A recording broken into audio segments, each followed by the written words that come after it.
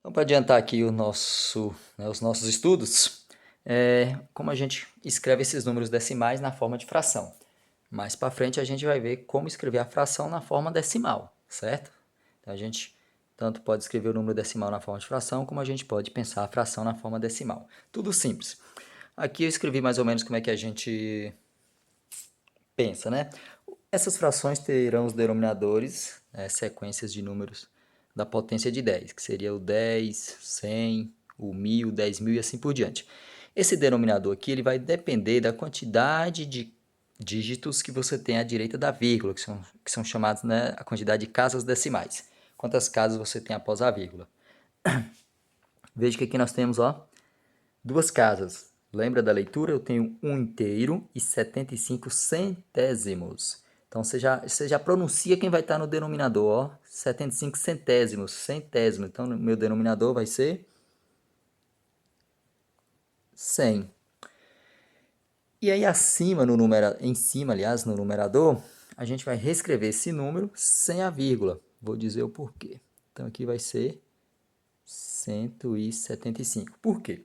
Porque aqui eu tenho 1 inteiro e 75 centésimos. Então quer dizer que eu tenho 175 centésimos. 175 centésimos é o 175 dividido por 100.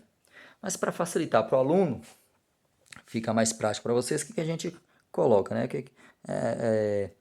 A dicasinha matemática. Você vai repetir esse número aqui sem a vírgula, 175, e como aqui eu tenho duas casas após a vírgula, então meu denominador vai ser 100, porque aqui eu tenho centésimos, certo? Aí aqui a gente pode simplificar depois, né? A gente pode ir simplificando.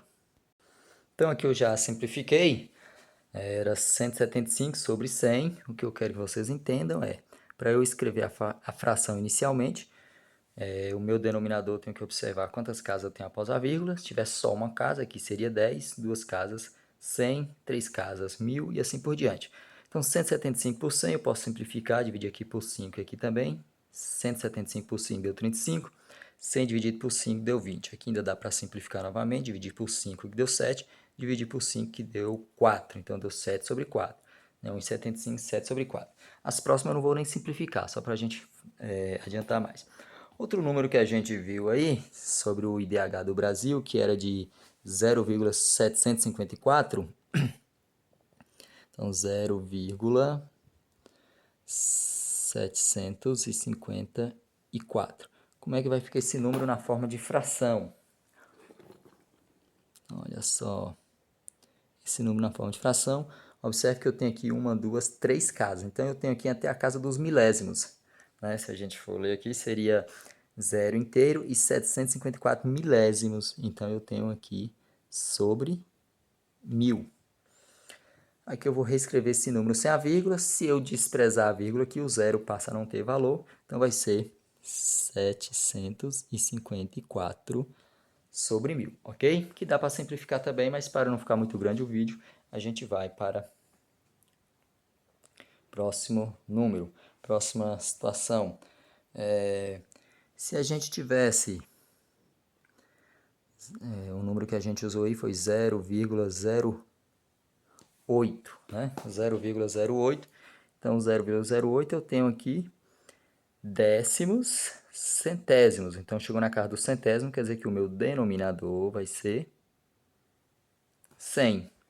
Então, aqui o número aqui decimal, se eu pensar nele sem a vírgula, desprezando a vírgula, esse zero não vai ter valor, esse zero não vai ter valor, seria aqui, né, se eu colocar aqui, seria assim, ó, 0,08, que é o mesmo que 8 sobre 100. 8 centésimos, né? Se a gente ler essa fração, é 8 centésimos, né? Aqui, 0,08, 8 centésimos, ok? Pegando aqui mais alguns exemplos, que a gente tem aqui 0,00003, certo? 0,003. Então aqui, se eu for pensar, eu tenho uma, duas, três, quatro, cinco casas, né? Então aqui seria décimo, centésimo, milésimo, décimo de milésimo, centésimo de milésimo. Então centésimo de milésimo, 100.000. Então aqui é só você contar 1, 2, 3, 4, 5. 100 mil tem 1, 2, 3, 4, 5 zeros. Isso ajuda bastante para você entender aí o macete. Então aqui, se eu pensar esse número sem a vírgula, desprezando a vírgula, todos esses zeros passarão a ser desprezíveis, né? Então aqui seria 3 sobre 100 mil, esse número aqui, ok? E se a gente tivesse o número 1,30? Olha, 1,30 é bom você ter cuidado, porque esse zero aqui está à direita da vírgula. Então esse zero aqui à direita da vírgula já deixa de valer, né? Então, matematicamente, é o mesmo que 1,3, certo? Então, 1,3 na forma aqui de fração, meu denominador, quem seria meu denominador, professor?